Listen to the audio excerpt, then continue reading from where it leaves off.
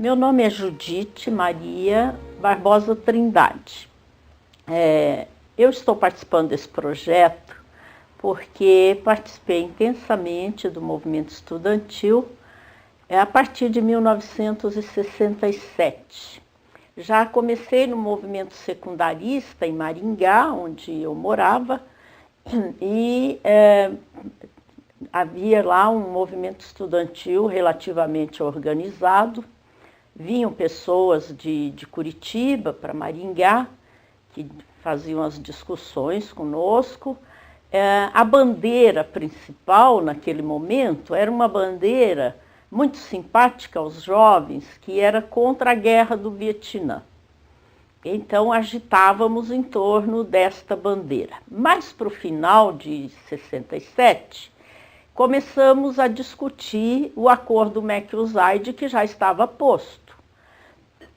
Quando foi em dezembro de 67, eu me mudei para Curitiba para fazer vestibular. Fiz o vestibular no curso de História, na Faculdade de Filosofia, Ciências e Letras, então assim denominada, da Universidade Federal. Entrei no curso de História, então em 68 eu sou caloura do curso de História. E participo desde o início do movimento estudantil.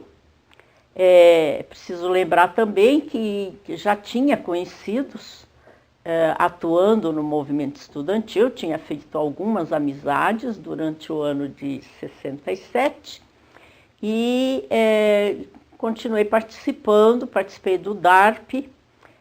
68 é um ano bastante agitado no movimento estudantil, centrado numa discussão do McUsaid também, né, e das questões que envolviam a reforma universitária, e também já com uma ampliação para a questão geral contra a ditadura.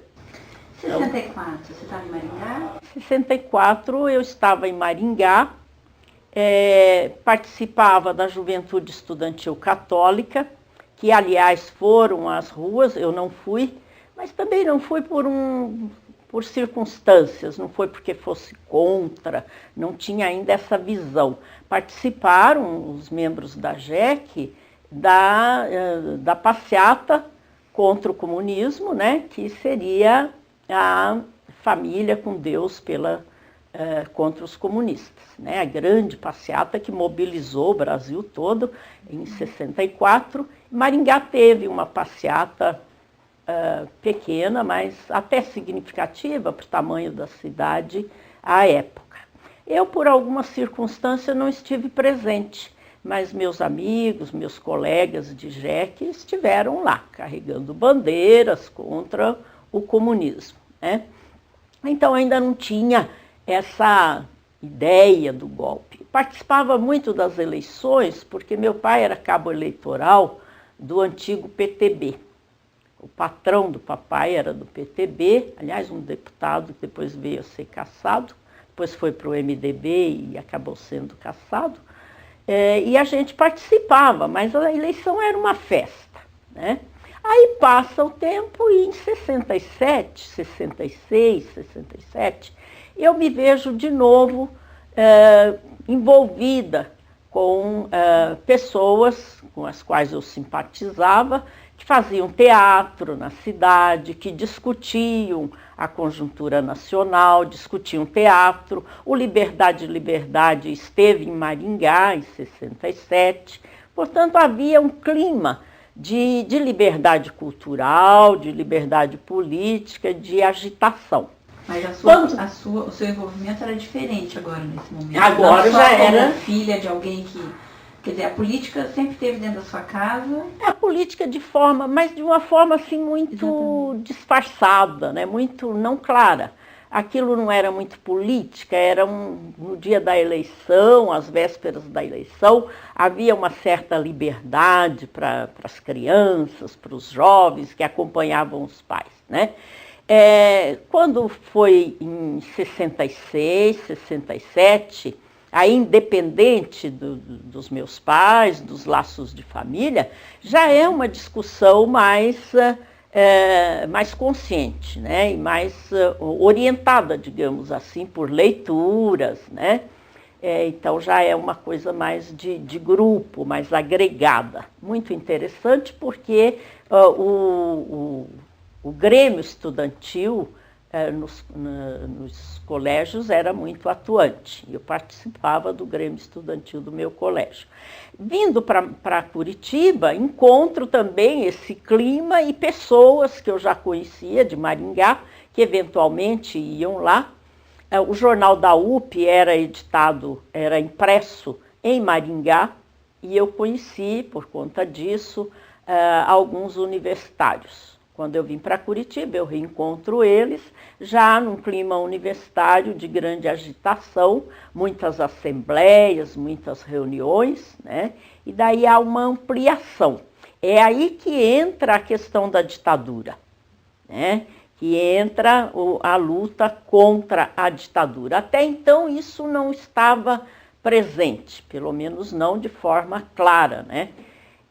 Enquanto caloura, eu participei intensamente das passeatas, das panfletagens, e mais para o final do ano de 68, começa a haver grandes encontros com delegados representando os centros acadêmicos. Eu, via de regra, participava pelo Centro Acadêmico de História, junto com o DARP, que era o Diretório Acadêmico da Filosofia, e numa reunião dessas, em dezembro, logo depois do ato institucional número 5, eu fui presa. Eu já tinha sido presa 2 vezes antes, uma por participar de uma passeata, participando de uma passeata, e outra vez participando de uma panfletagem. E nessas 2 vezes fomos logo soltos, né? Fomos ouvidos rapidamente. A impressão que tínhamos é que não tínhamos sido sequer fichados, né? Mas quando eu fui presa em dezembro de 68... Em que circunstância você foi presa? Pois em dezembro de 68, daí já foi, com a queda do Congresso de Biúna, se decidiu que haveriam congressos regionais, e o do Paraná seria realizado numa chácara no Boqueirão, chamada Chácara do Alemão, como ficou conhecido o processo, inclusive, né, o processo da Chácara do Alemão. E lá chegando para discutir as teses, né, do congresso, nós fomos surpreendidos pela polícia. E fomos presos 40, 45 estudantes, e num primeiro momento eu tive a nítida impressão de que seria imediatamente solta, como das vezes anteriores. Não percebi a gravidade da circunstância. No segundo dia da prisão, já ao final do primeiro dia, quando nós estávamos sendo qualificados e ouvidos pela Polícia Federal, pela Polícia Militar, é que caiu a ficha. Não era a mesma coisa, né? Desta vez, certamente haveria um desdobramento mais rigoroso, né?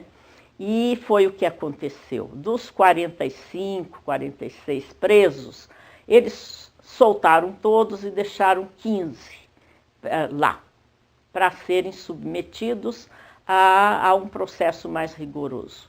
No segundo dia, esta impressão de que a coisa era mais séria, ela se confirma, porque nós fomos apresentados à imprensa.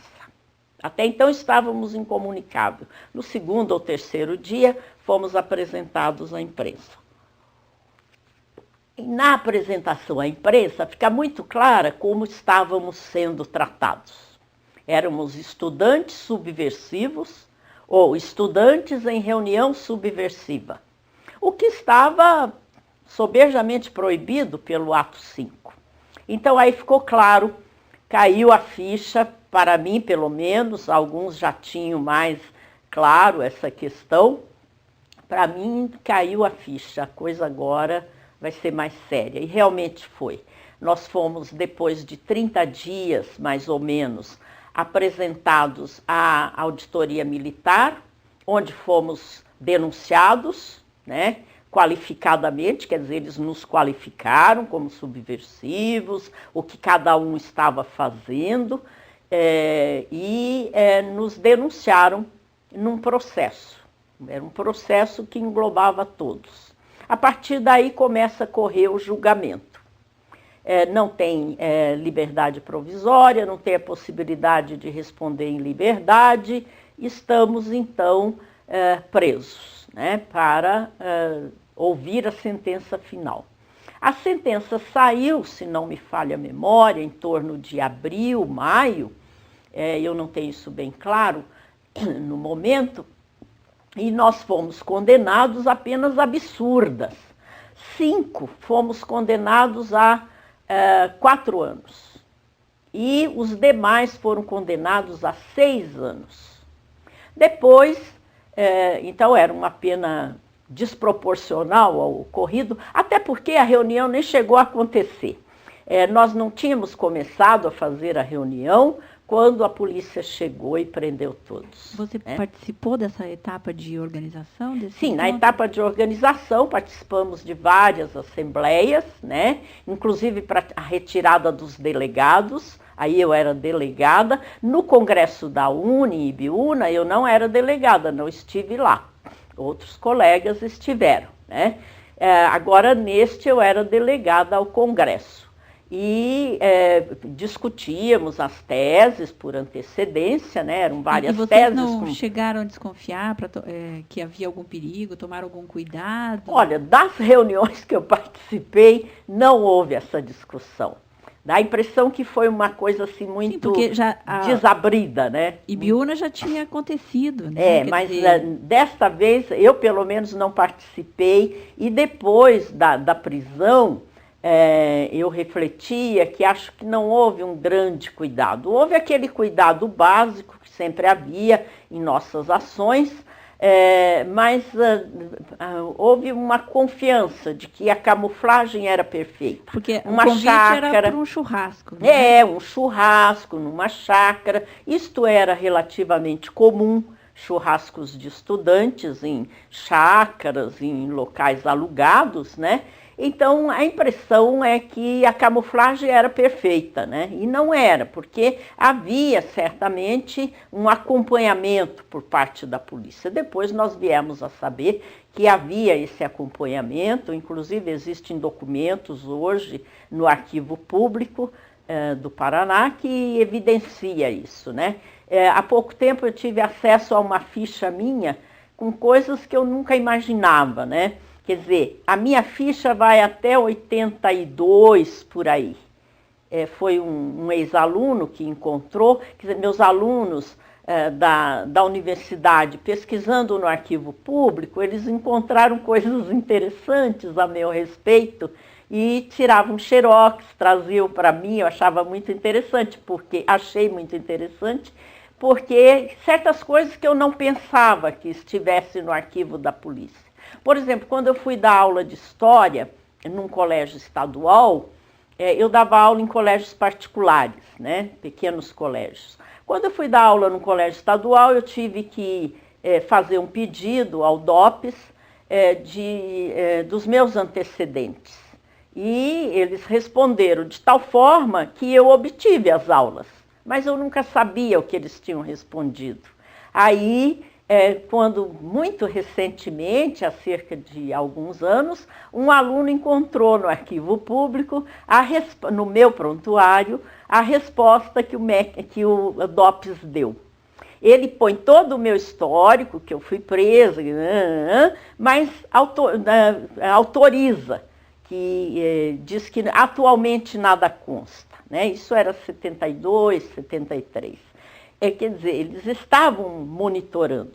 Mais recentemente... Você não tinha essa noção, essa impressão de que estava... Não, eu não tinha a impressão, embora eu tomasse todos os cuidados. Durante a ditadura a gente era bem cuidadoso, não visitava certos amigos, certos colegas, mal falávamos com eles, né? Porque sabíamos que haviam olheiros. Agora, a esse nível, né, eu não imaginava, porque depois, mais recentemente, um outro aluno, pesquisando no arquivo público para o seu mestrado, ele encontrou a minha pasta, não tinha nada a ver com o tema dele, mas ele viu Ficou e curioso. me encaminhou a minha ficha. É muito interessante, é até risível o que eles anotavam, sabe? Eles Por exemplo? anotavam que no ano de não sei quando, lá de 79, vamos supor, eu tinha estado presente a uma reunião.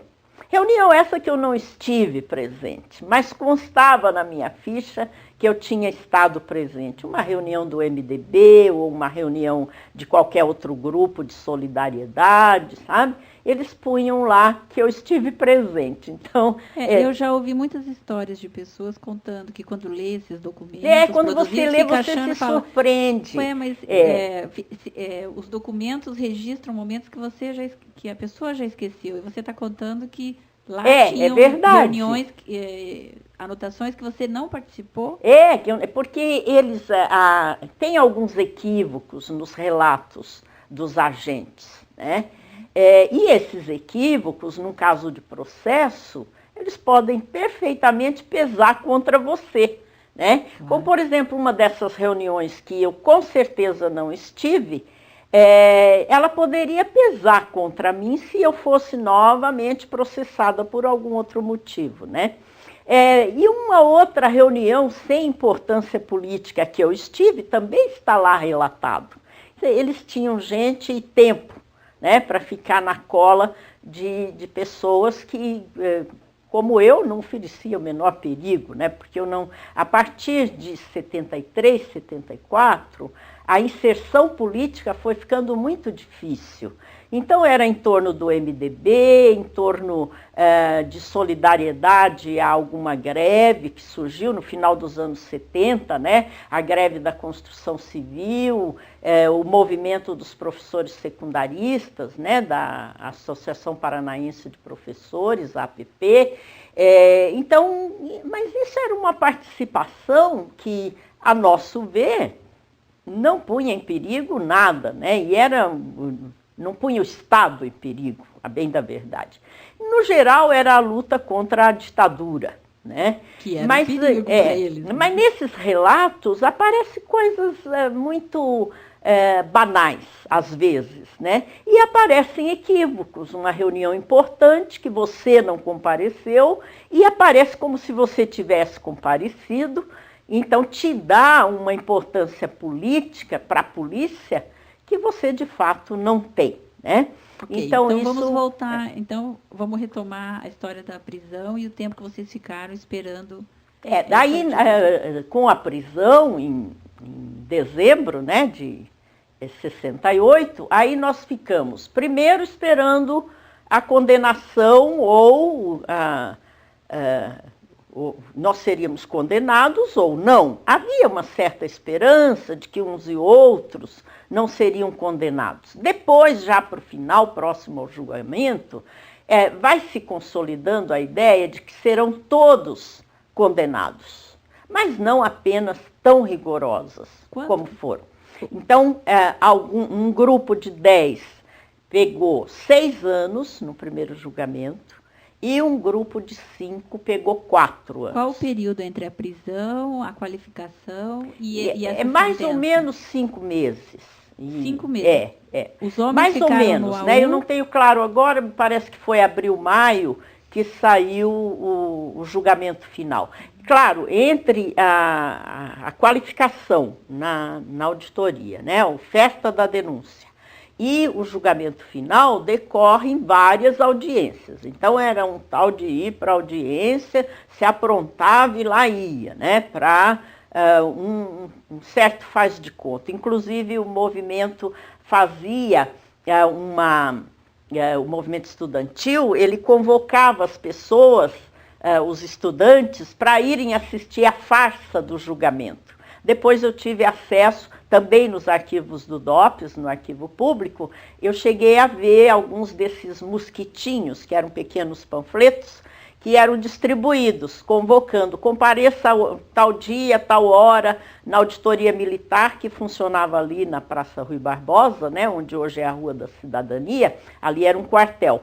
Compareça para ver a farsa do julgamento, né, porque era uma farsa mesmo, né, nós sabíamos bem o que ia dar. Só que na hora que saiu o resultado, foi uma grande surpresa. Ninguém esperava penas tão rigorosas, né? Vocês ficaram todos presos juntos no Todos local? juntos na prisão do AU. As mulheres também? As mulheres também, embora fosse uma prisão, um presídio essencialmente masculino, mas nós duas, eu e a Elizabeth Fortes, ficamos no AU. Depois, quando foi inaugurado a prisão feminina de Piraquara, nós também nos recusamos a sair do AU, porque não sabíamos bem para onde iríamos. Exigimos ficarmos todos juntos. Os rapazes ficavam numa cela coletiva, que era uma antiga sala de aula, que foi transformada em cela, onde eles dormiam, né? Então era um dormitório coletivo, com um banheiro que tinha lá. Eles ficaram lá. Eu e a Elizabeth ficamos numa ala, na chamada Sexta Galeria da prisão, onde nós tínhamos, naquela pequena entrada da galeria dos dormitórios de preso comum, tinha 2 celas, e uma foi destinada a nós e a outra ficava vazia, né? Também com um banheirinho. Os banheiros eram extremamente precários. Até meados de junho, o banho era frio. Depois nós conseguimos um chuveiro elétrico, mas até maio, junho, com muito frio, o banho era gelado, né? E aí, ali ficamos, cumprimos a pena ali. Quando eu saí, porque assim, depois os advogados recorreram e as penas foram reduzidas. Aqueles que tinham pego a pena máxima foi reduzido para 1 ano e meio. E os que tinham pego a pena mínima, que eram os 4 anos, alguns 2,5, foi reduzido para 1 ano. Quando fez 1 ano, em dezembro de 69, 5 pessoas saíram do presídio, entre elas eu. Eu e mais 4 colegas que tínhamos pego 1 ano, fomos postos em liberdade. A partir daí, a Elizabeth ficou, portanto, mais 6 meses sozinha no presídio. Eu a visitei uma única vez, depois foi proibido. Ela não podia receber visita de ex-colegas e de certas pessoas que constavam de uma lista. Ela recebia visita apenas dos familiares, assim como todos os demais que ficaram lá, né?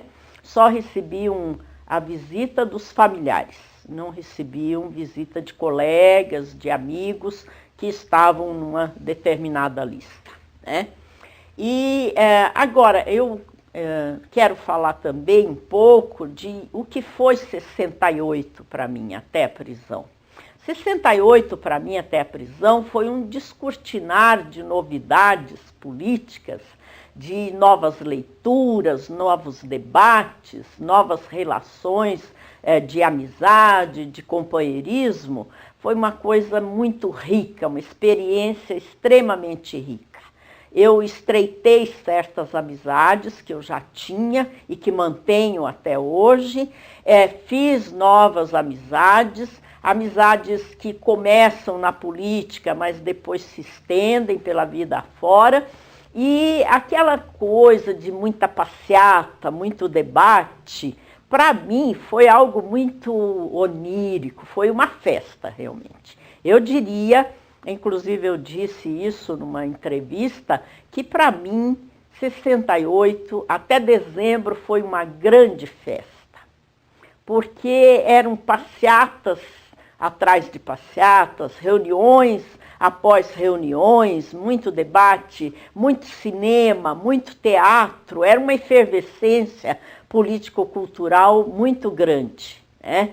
E como éramos todos jovens, nós curtíamos a exaustão essas oportunidades, né? É no final de 68, pelo menos em Curitiba foi assim, acho que Rio, São Paulo, Belo Horizonte, Porto Alegre, já começa um endurecimento muito grande, bem antes. Mas em Curitiba, até o final de 68, não havia um grande endurecimento. Então, as pessoas eram presas, mas eram soltas, não havia desaparecimentos, como em outros locais, né?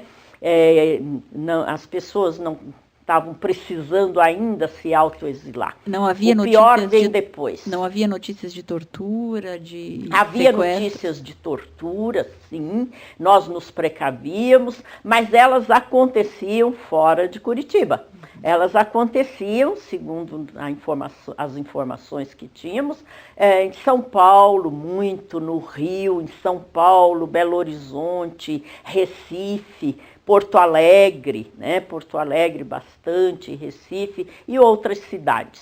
Em Curitiba, não. Você participou da tomada da reitoria? Não, eu não participei intensamente da tomada da reitoria, veja, eu sou caloura. Eu participei, porque a tomada da reitoria foi interessante. Um grupo chega e toma a reitoria, a polícia chega. E o outro grupo chega e encurrala a polícia. Eu participei desse grupo, era uma massa que encurralou a polícia. Então fica estudante, polícia e estudante. Foi muito interessante. Isso, vendo depois, pensando depois do acontecido, foi algo muito bem articulado, mas eu não participei da articulação, só as lideranças participaram, né? As grandes lideranças. É interessante conversar com essas pessoas, ver os relatos delas, que não era mesmo para a massa saber. A massa deveria saber que haveria uma concentração na Praça Santos Andrade.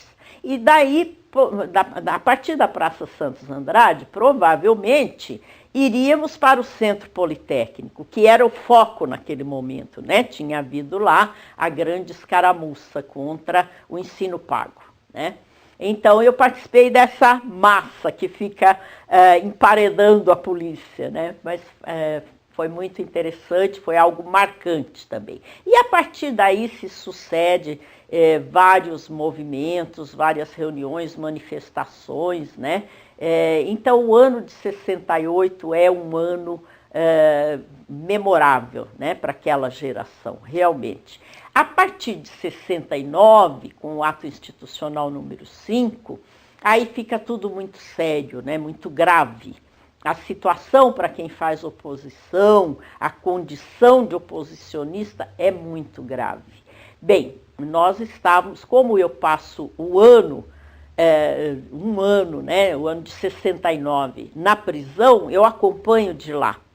E daí, pela imprensa, pelos relatos que chegam de companheiros, né, que estão fora, a gente vai vendo a gravidade da situação, vai vendo os companheiros serem presos, torturados, exilados, né? Vai vendo os sequestros para a libertação de presos políticos. Tudo isso ocorre em 69, quando a gente sai, quando eu saí em dezembro, né? Os demais ficam mais um pouco, a situação aqui fora é insuportável.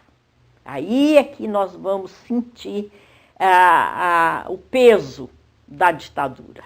Eu, pelo menos, eu senti o peso da ditadura a partir da minha saída da prisão, porque o cerceamento, eu senti mais, né, o peso, porque na prisão você já sente a proibição de leituras, a proibição de visitas, os controles a que estamos submetidos, é algo que vai te marcando, né, e vai te dando aquela certeza de que nada mais será como antes. Respirar liberdade é quase impossível, né, se não impossível. Quando, a partir de dezembro de 69, aqui fora, a gente vai sentindo a falta de companheiros que se foram, não se sabe bem para onde, vai sentindo a dificuldade de conversar com as pessoas, de discutir, as coisas vão ficando mais reduzidas. Eventualmente você encontra uns e outros numa sessão de cinema e conversa muito disfarçadamente, porque você sabia dos olheiros, você não quer marcar o outro não quer te marcar. É uma situação muito de opressão mesmo, de sufoco. Né? A sua família morava aqui? Minha família morava em Maringá, não tinha parentes aqui. Você veio sozinha? Eu vim para cá estudar e fiquei até hoje. Né? Então, a partir de 70, 71... Aí você concluiu a faculdade. O que você fez logo depois? Eu concluí em 73, porque quando eu fui presa, eu estava terminando o primeiro ano. Eu tinha, inclusive, eu obtive, como outros colegas, né, obtivemos o direito de fazer a prova final que faltava, e o professor que deveria aplicar a minha prova, ele se recusou, disse que não fazia prova para subversivo. Eu fiz a prova em dezembro de 69 ou janeiro de 70 já, quando eu saí, depois de cumprida a prisão, a pena, um outro professor aplicou a prova. Aquele que era meu professor, o professor Constantino Cominos, de triste memória, né, ainda está vivo, acho que ainda é professor, não sei se aposentou, mas ele se recusou a aplicar a minha prova. Tudo bem, então acho que não foi o único caso, mas logo que eu saí eu consegui fazer a prova e em 70 eu volto para a universidade no segundo ano de História. Então, aí eu fiz 70, 71, 72, me formei então em março de 73, né? Terminei o curso em dezembro de 72. A minha turma foi a última turma que era anual. Depois entra o regime semestral. Então, ela formava turmas, né? Você ficava 4 anos com os mesmos colegas. Eu tenho relações com esses colegas até hoje, né? Nós mantemos, nos encontramos, porque era turma anual. Então, não havia essa disparidade que o semestral impõe, né? É difícil formar turma com o regime semestral, que passa a vigorar, então, e vigora até hoje, né? Ele passou a vigorar a partir de 71, mas em 73 não tem mais turmas anuais, a não ser alguns poucos cursos que optaram por continuar com a anualidade, né? Bem, daí, na volta, né, saindo da prisão, é que a situação fica muito complicada. Muitos foram embora, né, se autoexilam, outros caem na clandestinidade, já estavam quando eu saio da prisão, eu já sinto falta de muita gente que está militando na clandestinidade em organizações de esquerda, né? Perco alguns amigos que acabam vítimas da ditadura, como o Antônio Três Reis, que era meu amigo, né? E que foi metralhado em São Paulo pela ditadura. E outros amigos eu perco porque vão embora, né? E só vou retomar o contato com eles com a anistia, no final dos anos 70, quando eles retornam. Entre eles o Vitório Sorochuk, que eu fiquei sem ter contato, né? A Teresa Urban, que também foi para o Chile, depois ela volta e foi presa, né? E cumpriu parte da pena no convento das Irmãs, ali perto do Hospital Nossa Senhora das Graças, ali nas Mercês. Eu a visitava lá no convento, porque foi uma sorte que ela teve, uma solidariedade muito grande da irmã Araújo, que era desta ordem religiosa, e outras freiras, irmã Lígia, que nos visitavam no presídio, inclusive, a irmã Araújo nos visitava, o Padre Santo, que não era mais padre, mas ficou com a alcunha, né? Nos visitavam no presídio e depois a gente mantém o contato através de algumas ações sociais que elas também realizavam nos bairros, né? E através da solidariedade delas, que foi muito grande, muito providencial, né, para aquele grupo, para aquelas pessoas. E aí, logo depois, começa ali em meados de 73, 74, há um movimento bem forte quando das eleições. É o movimento pelo voto nulo, né? Eu também tive a oportunidade de ver algumas cédulas das eleições da época, pelo menos de uma eleição, que se escreviam abaixo a ditadura na cédula, né? No arquivo público também encontrei uma cédula dessa. É bem interessante, ela inclusive está fotografada, reproduzida no livro da Teresa Urba sobre a ditadura, né? Que é um livro fundamental, eu considero, né? Sobre a ditadura, mais em Curitiba, né? Porque existe uma vasta bibliografia sobre a ditadura, mas em Curitiba pouca coisa, né? No Paraná pouca coisa. Bom, aí você, da militância estudantil, terminando a faculdade... Bem, terminando a faculdade, já enquanto eu era estudante, eu fui dar aulas, né? E você tem uma militância sutil, né, no movimento dos professores. Como eu nunca fui efetivada no Estado, eu não participava da APP, mas meus amigos na época, companheiros, participavam. Então eu acabava participando também, embora não fosse sócia, né, da APP, porque eu não era professora do Estado, eu dava aula em escolas particulares. No Estado eu dava aula como suplementarista, era uma categoria sem nenhum direito, né? Nem o direito à sindicalização tinha. E depois eu começo a dar aula em outras escolas, né? Sempre como suplementarista no Estado e como CLTista em escolas particulares. A militância nesse período ela é muito ligada ao MDB e a alguns movimentos da igreja, né?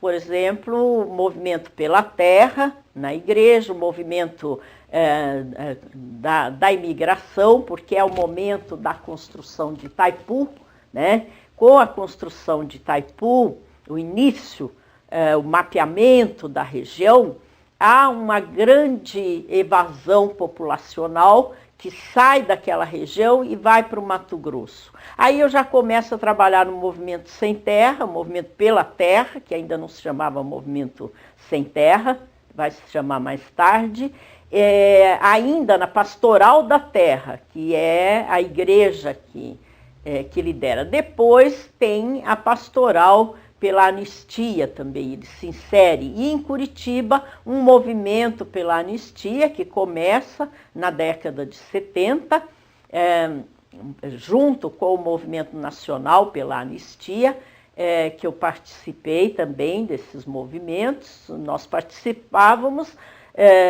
de reuniões ali na Igreja do Guadalupe, me lembro bem, teve um grande seminário pela anistia, e participávamos desses movimentos. Mais tarde, há uma inserção maior em outros movimentos. Se criam comitês de solidariedade pelas greves que começam a acontecer no país, em São Paulo, Minas e mesmo em Curitiba, né? Teve pelo menos 2 greves significativas. Tem o movimento dos professores que fizeram uma greve.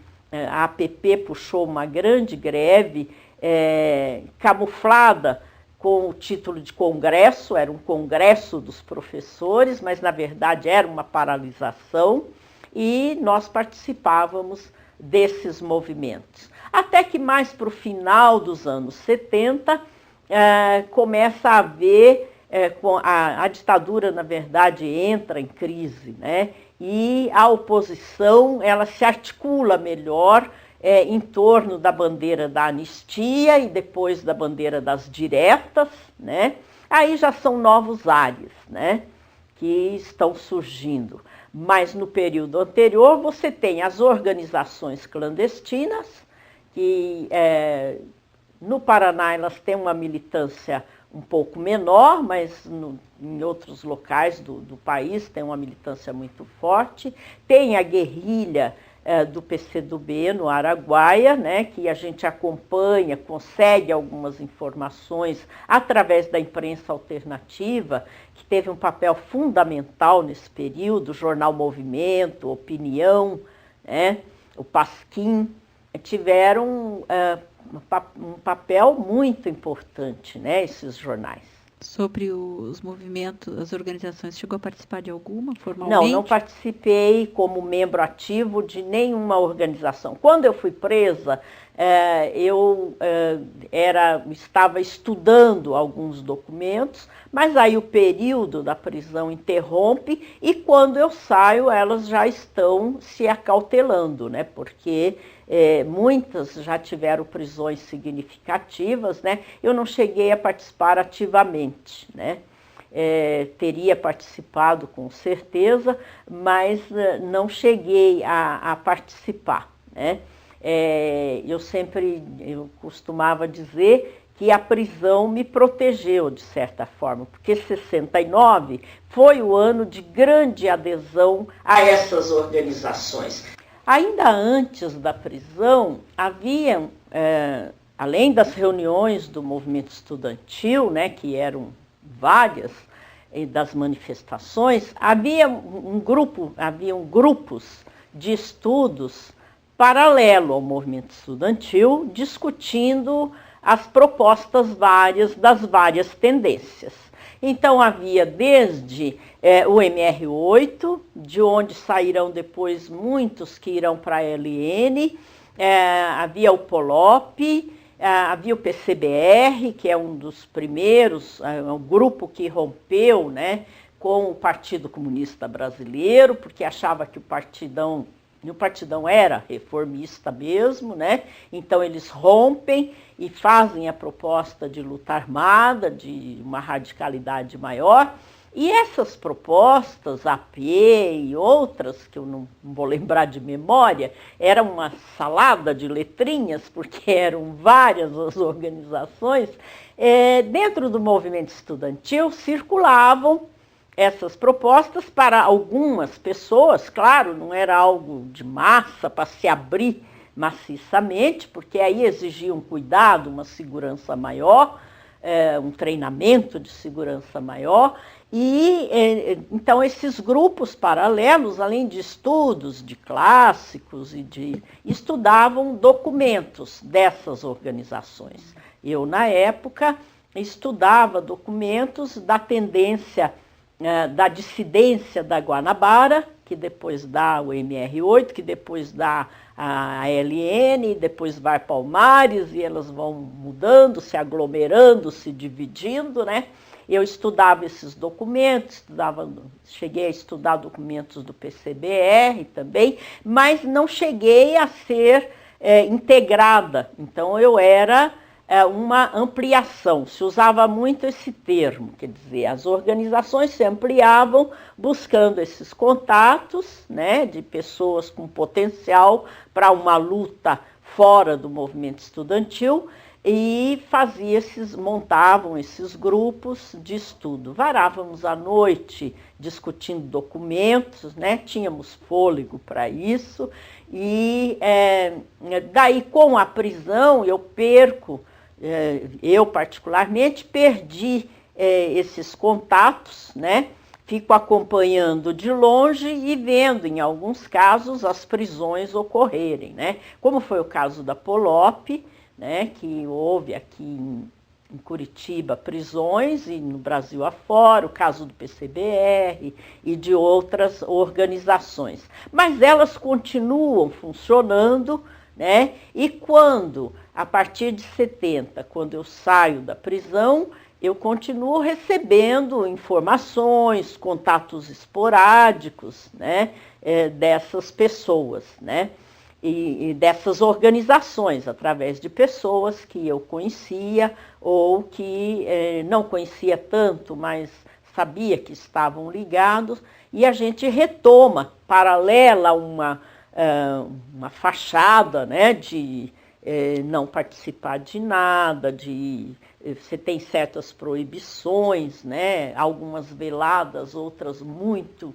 explícitas, mas você continua, eu como muitos, continuamos participando, fazendo essa discussão. A ideia era futuramente se integrar a esses movimentos. Mas a repressão, ela caiu pesado sobre essas organizações e deu numa história hoje bastante conhecida de múltiplos assassinatos, banimentos, autoexílio, enfim, prisões, né, de pessoas com torturas hediondas, né, que hoje, felizmente, tem uma memória recuperada em boa parte de tudo isso que aconteceu. Os desaparecimentos de pessoas, né, muitos não esclarecidos até hoje, e começa a circular também, através da imprensa alternativa, uma notinha, outra notinha, né,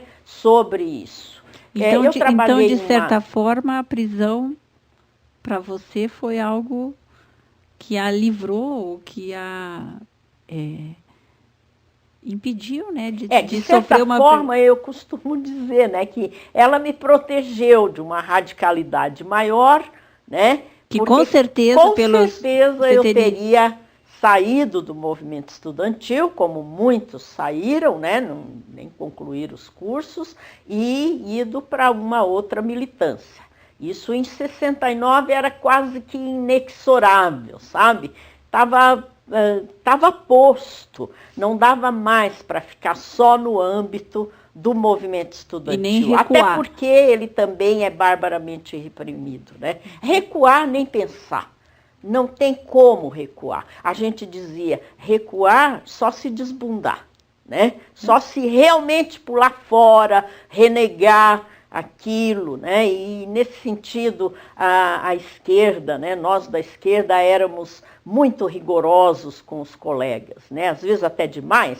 Depois reconhecemos que em alguns casos exageramos. Ele não desbundou, ele apenas comprou uma passagem e foi embora, né? Porque alguns tiveram a oportunidade de sair pelo aeroporto com passagem tranquilamente, né?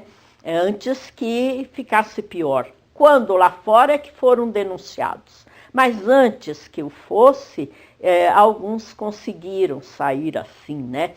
Muitos, a maioria saiu clandestinamente. Ia até Foz do Iguaçu, pegava um avião, um ônibus, nada de avião naquela época, né? Ia até Foz, de lá ia para Argentina, Uruguai, Paraguai, atravessava rapidamente, ia para o Chile, ou ia até o Mato Grosso, ia para a Bolívia, né?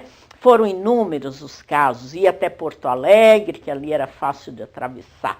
Então, recuar era impossível. Certamente, a opção posta para esse grupo, para essa geração, né, era uma radicalidade.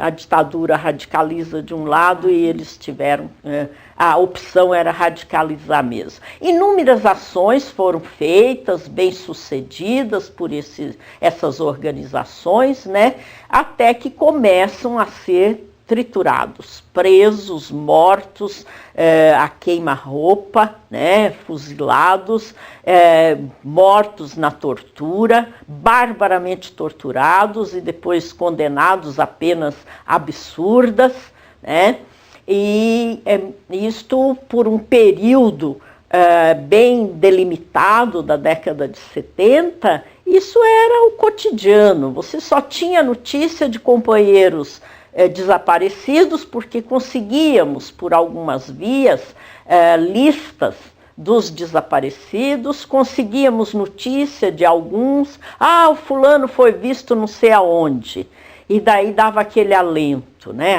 Então ele não foi morto. Principalmente com a derrocada da guerrilha do Araguaia, essa situação de morte. A impressão que se tem, isso eu não vi nenhuma análise, nenhum estudo a respeito desses estudos sobre a ditadura, mas a impressão que se tem é que a guerrilha do Araguaia também foi usada como uma desculpa para um assassinato em massa, sabe, assim, de opositores. Porque coincide o período 72 a 74, que é o período da guerrilha, né? 73 é o auge da repressão na guerrilha do Araguaia. De 72 a 75, digamos assim, você tem uma concentração muito grande. Tem um cartaz que fala dos desaparecidos, e é interessante, nesse período aumenta o número de desaparecidos, de assassinados, né? A impressão que dá é que agora nós temos uma desculpa, teve uma guerrilha, porque antes tinham ações, né? Tinha a guerrilha urbana, a guerrilha rural, mas eram ações menores, né? Não eram tão de peso como foi a guerrilha do Araguaia, né? Em que o extermínio foi geral. Até, né? Até para justificar para justificar a ação, né? Porque você mesmo foi vítima, né, de uma farsa, quer dizer, estudantes que são condenados a 6 anos de prisão. Na nossa cabeça, na cabeça de qualquer um que preza pelo direito, ainda que seja esse direito burguês, né, que temos, é um absurdo condenar estudantes que estiveram numa reunião estudando teses. As teses eram documentos mimeografados, né, e, às vezes mal escritos. Hoje, quando eu vejo, né, às vezes eu me surpreendo como escrevíamos bem. Um aluno encontrou também, um ex-aluno, ele encontrou um manifesto que diz lá na minha ficha que eu fui presa porque distribuía o seguinte manifesto. Aí tem a íntegra. E daí tinha a íntegra, uma cópia do manifesto. Quando eu li, eu comentei com ele, nossa, como nós escrevíamos bem, embora as palavras de ordem são quase as mesmas que os estudantes usam agora, né? Melhoria do ensino, por mais professores, por mais laboratórios, por liberdades, eram mais ou menos as mesmas palavras de ordem, mas o texto muito bem articulado. Por outro lado, às vezes eu leio alguns documentos que estão publicados, né? Puxa, mas escrevíamos mal, né? E queríamos convencer. Mas isso é da idade, da imaturidade juvenil, né? Mas da determinação também, porque aquela juventude tinha... E de uma dedicação, né, Judite? Vocês estudavam, vocês estudavam conversavam. Muito. E você sabe que na cadeia... eu li uma vez conversando com uma colega também da história e falando de historiografia e tal, e eu comecei a citar alguns hoje superados, né, que serve só como referencial mesmo. Nossa, mas na tua escola tinha tudo isso? Na minha faculdade? Não, na faculdade não tinha, mas na cadeia tinha. Eu li esses clássicos, né, na cadeia, porque, ora, você fica lá um ano sem poder fazer muita coisa. Eu não sou nem habilidosa com trabalhos manuais, não sei fazer tricô e crochê, né, que poderia ter feito lá, embora a Elizabeth também não fazia, mas poderia ter feito trabalhos manuais. Eu sei de gente que fez, inclusive para vender, para ajudar o Comitê de Solidariedade a nós, né, que havia, mas não fiz nada, não contribuí em nada nesse sentido, mas eu li muita coisa e entrava, interessante que entrava, porque se você pegasse um romance com capa vermelha, ele seria censurado, ele não entraria. Mas se você pusesse uma outra capa, né, num Marx entrou tranquilamente, sabe? Lenin e tantos outros, né? Porque estava devidamente bem encapado, né? Então, líamos muito. Não havia o cuidado de ver o conteúdo. Havia já esse cuidado. Não, se for bem disfarçado, entra, né? E entrava realmente. A família nós lemos levava? Muito. A família que levava? A família levava, né? Havia também a visita de alguns amigos, que durante um período foi possível, né? Desde que não estivesse fichado, né? Ele conseguia. Daí ele ficava fichado. Eu mesmo recebi a visita de alguns amigos que não tinham implicação política, eram apenas amigos e solidários, né? Mas eles sabiam que uma vez me visitando, ficariam fechados. Correram o risco, foram me visitar, levavam cigarro, né? Eu fumava na época, todos fumávamos, né? Porque era uma geração que fumou muito, né? E levavam cigarro, levavam livros, né? A família também ia lá, levava comida, inclusive. E como era a convivência com os outros presos? A convivência com os meus amigos e colegas, né? Companheiros na época. Eu estou perguntando dos presos comuns. Com os comuns era uma coisa assim muito reservada, né? Porque afinal éramos duas jovens mulheres únicas, né? Únicas, num universo de 700 presos comuns. Então, de manhã, passava um e dizia, bom dia, dona Juditinha. Passava outro e dizia, bom dia, dona Betinha. Vocês tinham 22, 20? Eu era mais velha, eu tinha 24, porque eu entrei mais tarde na universidade, né? Mas éramos jovens, bonitinhas, né? Arrojadas, né? Porque estava na subversão, significa que eram muito adiantadas, né? Às vezes nem tanto, mas era o que rotulavam. E então com os presos nunca tivemos problema com nenhum preso, nenhuma insinuação, nada disso, nunca houve. E havia uma certa solidariedade. Tem o caso de um guardinha que uma vez chegou para um colega que estava empilhando os livros, né, arrumando, falou, nossa, mas para ser subversivo tem que ler tudo isso? Aí o colega falou, precisa ler muito. Ele falou, então eu vou começar a ler.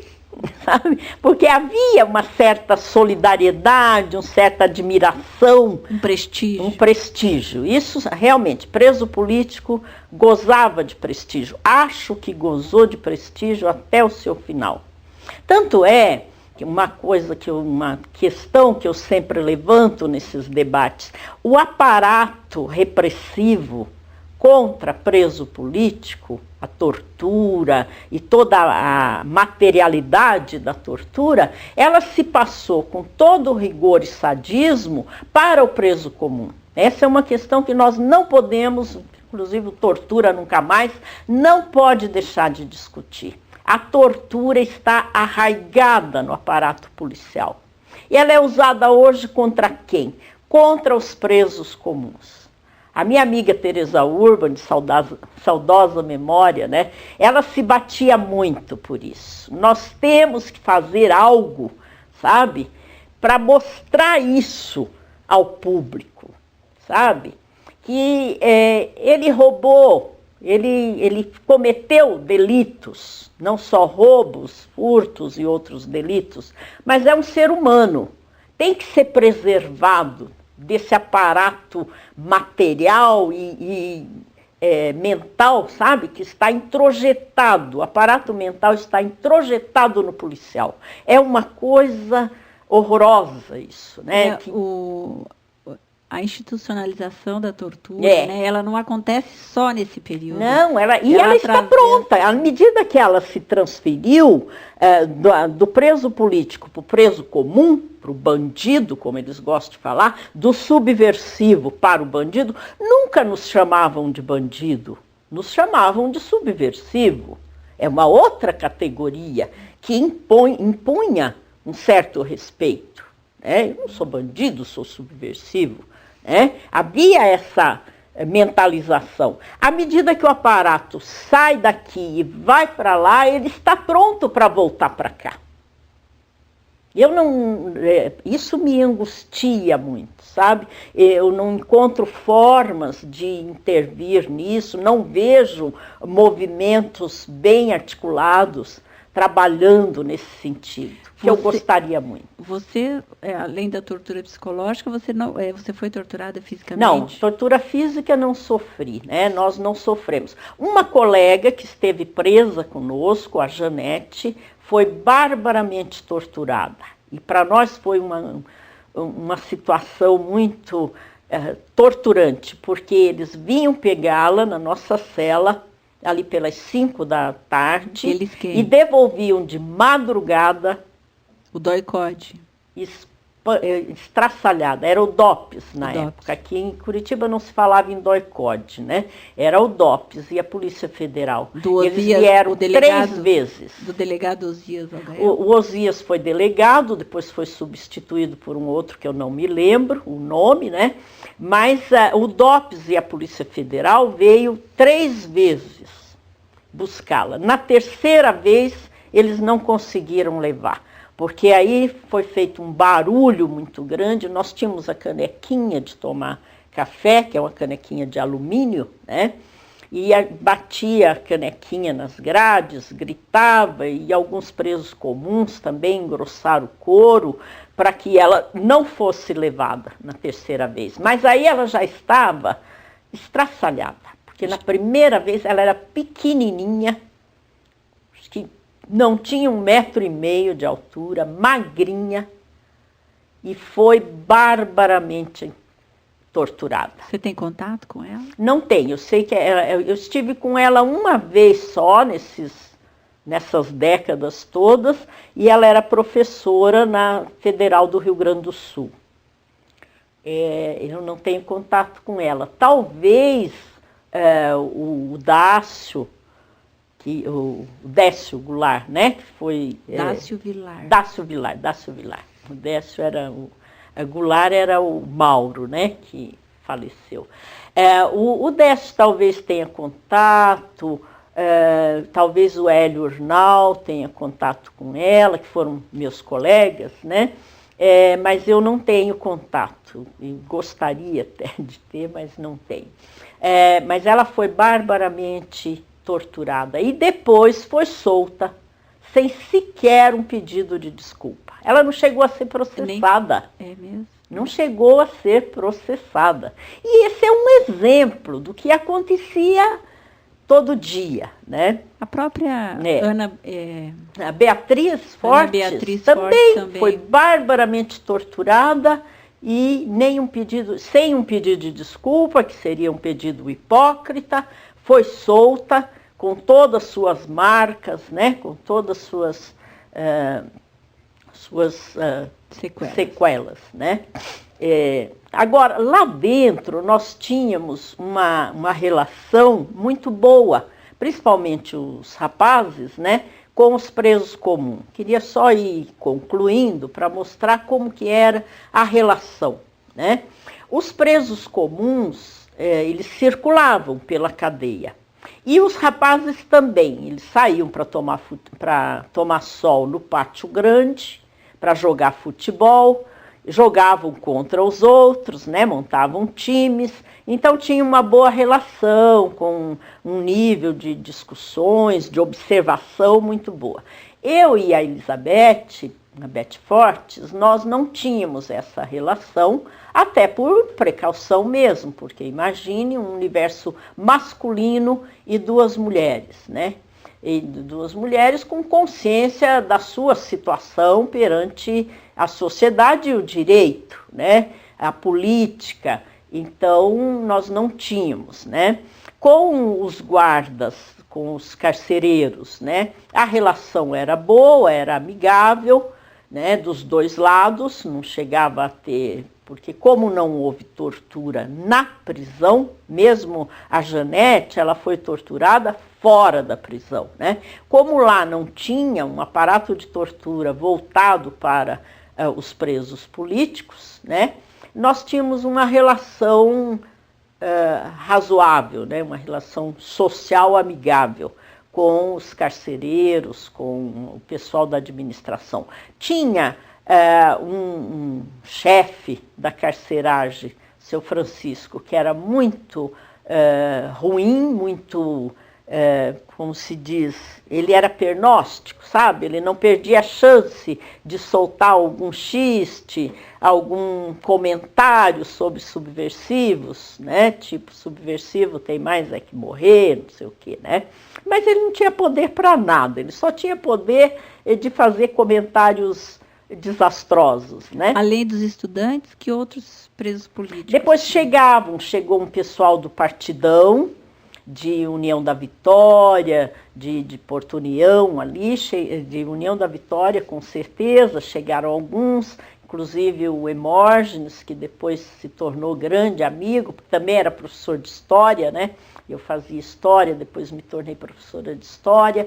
Chegaram uns camponeses da região de Piabiru, Londrina, por ali, que nós tínhamos contato, né? Mas como eram homens, ficavam mais com os rapazes. A gente só se encontrava nos horários de refeição, porque fazíamos as refeições juntos, né? De manhã recebíamos uma canequinha de café, um café muito ralo, e um pão com alguma coisa dentro, que parecia mais banha, né? Ou qualquer coisa parecida. Daí almoçávamos juntos, ali pelas 11 horas, era o almoço, muito cedo, e depois jantávamos juntos, né? Então, tínhamos esse contato com os nossos colegas. Fora disso, recebíamos bilhetinhos, né? O Marcos Apolo, do Santos Silva, o baiano, né, o apelido dele, ele mandava bilhetinhos, porque nós pegávamos o almoço e retemperávamos para a janta. Então ele mandava bilhetinhos com sugestões, né, os outros também. Quando eles podiam, eles estavam circulando por ali, eles vinham até a grade da nossa galeria, a gente conversava longamente, era bastante livre até para eles, podiam circular, né? E depois, quando eu saí da prisão, passados esses primeiros anos, né, da década de 70, aí eu comecei a trabalhar com pesquisa, né? Eu trabalhei no IPARDES durante algum tempo, inclusive numa pesquisa muito interessante sobre o êxodo rural, a saída de população da região de Foz, que é a região da hidrelétrica, né, para o Mato Grosso. Aí que eu entro em contato um contato mais estreito com a Pastoral da Terra, com a Pastoral do Imigrante, que a Pastoral do Imigrante é atuante até hoje, né? Principalmente com a população oriunda de países vizinhos, ela atua bastante, tem uma sede ali em Santa Felicidade, na Igreja de Santa Felicidade. Então, na época, eu estabeleci um contato bastante estreito com essas pastorais, né, com a Comissão Justiça e Paz, né, que publicava uns cadernos a respeito da situação, né, situação de terra, urbana ou rural, situação do imigrante, situação da repressão, era muito atuante. E aí você continuava dando aula nas escolas? E eu continuava dando aula nessas escolas. Depois, quando eu perdi as aulas em 75, perdeu por quê? Perdi porque eu não era efetivada. E suplementarista, chega um professor mais velho, né, mais antigo na função. E não foi efetivada por alguma... Eu não fui efetivada porque não abria um concurso. O governo, desde 71, até o começo dos anos 80, ele não abriu concurso para professor. Então, ficava com essa precariedade, né? E uma situação muito parecida com hoje, que predominam precários no Estado, né? Destacar aqui meu protesto contra essa situação. Porque o precário, ele não tem... Muitas vezes ele não cria laços. Não sabe se vai ter aula no próximo período, né? Aí, em 75, como eu fiquei desempregada, né, porque eu só estava dando aula no Estado, não estava dando aula em escolas particulares, aí eu fui trabalhar no IPARDES. Em 76 fui contratada no IPARDES e trabalhei lá como pesquisadora e dava aulas em supletivo, dei aula no antigo curso Camões, depois dei aula na FAI, né, para não perder o vínculo de magistério, que eu sempre prezei muito. E quando foi em 79, eu fiz concurso para federal. Foi um concurso em que eu fui altamente prejudicada, tive que arrumar um advogado, e não conseguia um advogado de direito administrativo, porque ir contra a administração era ir contra o Estado, né? E era difícil advogado. Consegui um excelente, que foi o Dr. Mauro Paranhos, que nunca me... Não, Mauro Maranhão, nunca me cobrou nada, mas quando foi em 82, em março, a ação estava correndo, não andava muito, porque Você foi aprovada no concurso? Eu fui aprovada no concurso, mas eu fiquei em segundo lugar. E eu tinha direito ao primeiro, porque eu tinha mestrado na área, mestrado em História. Então... Eu era a única com mestrado em História. Entendi. Porque nesse meio tempo eu fui fazer mestrado também, participar de congressos, fazer currículo, né? Porque eu tinha que trabalhar. E aí achei esse advogado, o irmão dele é médico, Dr. Mauro Maranhão, que me atendeu até 82. Em março de 82, eu fui contratada. Aí, março ou fevereiro. Daí, então, a ação cessa, né? Você acha que foi uma forma de te prejudicar em função da sua história? Não, a comissão do concurso me prejudicou descaradamente.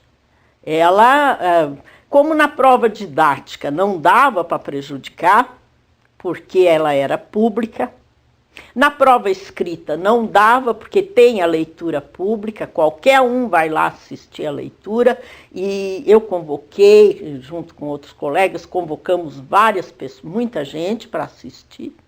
Não dava, a nota foi justa. Na prova de títulos, a comissão, Cecília Westphalen, né, Altiva Pilate, aquele grupo, né, sacanearam. O termo é sacanagem mesmo, porque deu alguns décimos a mais para a pessoa que eles queriam que entrasse. Aí eu entrei com uma ação pedindo uma revisão. Pedindo revisão, mas aí a universidade vai protelando, os conselhos não eram eleitos na época, eram indicados, né? Enfim, a ação foi rolando e eu trabalhando fora, né? Dava aula na FAI, trabalhei no IPARDES, depois saí do IPARDES, fiquei só na FAI, trabalhei numa outra organização social também, pouco tempo, até que eu fui chamada. Daí eu começo a dar aula na universidade e participar do movimento docente. Participei intensamente do movimento docente, a Associação dos Professores, né? Até que depois, já recentemente, me aposentei, né? Então, eu sou aposentada em História pela Universidade Federal do Paraná. Tenho contato com alguns colegas da época, outros eu tenho notícias esporádicas, tenho contato com a Elizabeth, com o Marcos, né, o Marco Apolo, tenho contato com o Celso Paciornik, menos do que eu gostaria, porque gosto muito dele, mas ele mora em São Paulo, então não nos vemos muito. Tenho contato com o Décio, com o Sorochuk, né, o Vitório, com o Dimas Floriani, que também se autoexilou na época, depois voltou, trabalhou no IPARDES e foi para a universidade também. E hoje temos contatos com a Noemi Osna, eu gosto muito dela e a encontro. Essa eu tenho contato mais seguido, tenho a possibilidade de entrar em contato. Alguns outros não, porque foram cuidar da vida em outros lugares. Fazendo um balanço da minha trajetória, eu acho que ela foi riquíssima, sabe? Eu tenho ganhos muito grandes. Ela foi sofrida, muito sofrida em alguns momentos, quando você sabe que um amigo, um companheiro está desaparecido. Depois você tem alegrias quando um companheiro, uma companheira que você julgava desaparecido, reaparece, sabe? Tudo isso vai enriquecendo a tua trajetória, mas vai mostrando principalmente, quem me dera, todo jovem tivesse as oportunidades que nós tivemos de viver intensamente, sabe? Do ponto de vista político, cultural, da discussão dos problemas gerais e principalmente da solidariedade entre os companheiros, amigos, colegas. Foi realmente uma trajetória que, primeiro, nós todos nos orgulhamos dela, sabe? Nós fizemos diferença, nós conseguimos marcar alguns pontos, né? E segundo, todos lamentamos que depois vem aquela repressão tão violenta sobre os jovens que mal podem ouvir suas músicas, mal podem cantar suas músicas, expressar suas ideias, né? Esse é o lamentável, porque a ditadura emburrece. Uma vez uma senhora me disse, uma senhora do povo, uma portuguesa, ela me disse: português é burro, minha filha, porque a ditadura emburrece. E ela tinha toda a razão, sabe? A ditadura emburrece as pessoas, aliena as pessoas. Eu tenho amigos da minha idade que dizem: mas onde é que eu estava neste momento? Estava emburrecido, cerceado, né? E isto é o que se lamenta numa ditadura. Ela realmente cerceia o pensamento criativo. A história que se fez no período é uma história pífia, com raras exceções. É uma historinha para boi dormir, né? Porque ela não analisa as razões, não analisa as causas, não analisa os documentos, ela se faz de oitiva, de intuições e de pregações, né? De um modo geral, é lamentável o que se faz contra o pensamento criativo. Porque não falamos aqui, nem dá tempo, nem é o espaço, do cerceamento cultural, né? A censura de livros, de filmes, de peças teatrais, né? Isso emburrece a população, né? E cria um pensamento dirigido que, de certa forma, está aí até hoje, né? Pessoas que só conseguem pensar num sentido, eivada de preconceitos, eivada de pré-definições, pré-julgamentos, rotulam as pessoas, né? Vão-se décadas é necessário muito tempo para romper com isso, né? E eu acho que é uma luta incessante, não se pode abrir mão. Acho que o interessante disso tudo, você como professor de história, é ver como a história é viva. Como ela é feita íntegra. De pontinhos, sabe? Ela não é pronta. Não dá para criar a história. Não, né? E não é assim, no dia tal aconteceu tal coisa. Não, o dia tal é um desdobramento de coisas que vem gestando e vai ter desdobramento em outras coisas, né? Não é essa história, no dia tal aconteceu isso e pronto. E a história oficial também, né? Essa reviravolta da história. No ensino da história, por exemplo, houve um desmonte da história. Se criou estudos sociais, se criaram cursos formadores de professores de estudos sociais, que era misturar a história, a geografia e a educação moral e cívica. Não era formação específica, né, ou combinada, não, nada disso. Era uma mistura, educação moral e cívica junto com a história. Quer dizer, a história tem que ser cívica, né?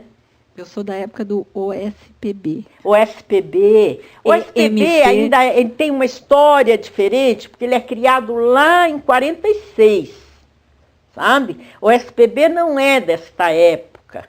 Mas ele foi depois repensado para tirar a história do segundo grau. Eu dava aula de história no segundo grau, no ensino médio, né? E eu perdi as aulas de história, porque daí só tinha o SPB que eu não podia dar. Né? Eram os padres, eram os cursilistas, né? Dos cursilhos da cristandade. Enfim, é isso, né? Okay.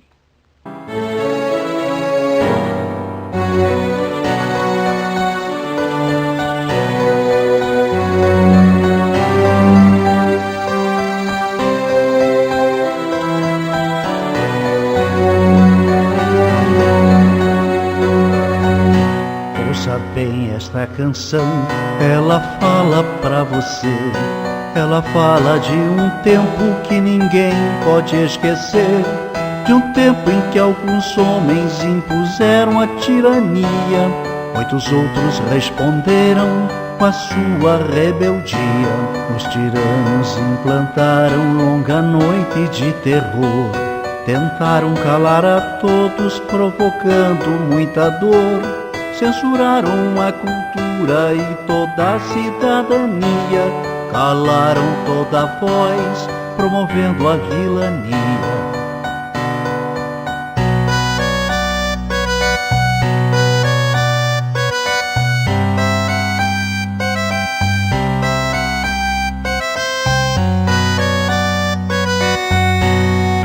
Fábricas, escolas, nas ruas e construções, reagiu o nosso povo à violência dos grilhões. Resistiram estudantes, camponeses e operários, foram homens e mulheres a enfrentar os sanguinários. 3 reis, Zé e Désio, Seixas, Isis, Marighella, entregaram suas vidas pra vida ficar mais bela.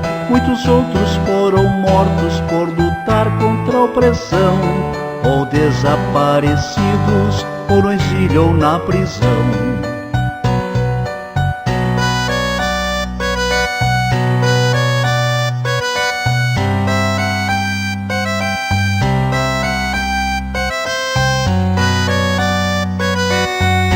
Com a luta desses homens derrotou-se o opressor.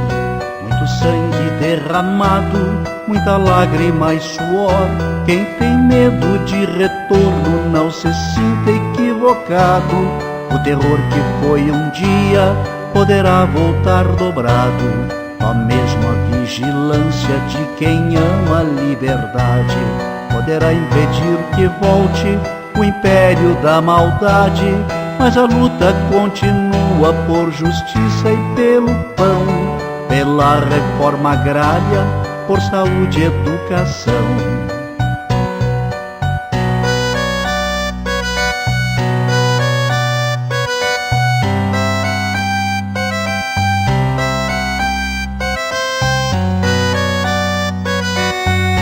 A miséria ainda se espalha, a violência é assassina, juventude sem futuro, a história nos ensina. Só unido nosso povo vencerá a exclusão.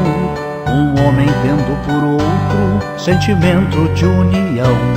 O recado já está dado pro vizinho e seu irmão. Quando a luta cai, o outro estende a mão. Não se cale quem tem fome, quem tem sede de ternura, pois a vida favorece a quem luta com bravura.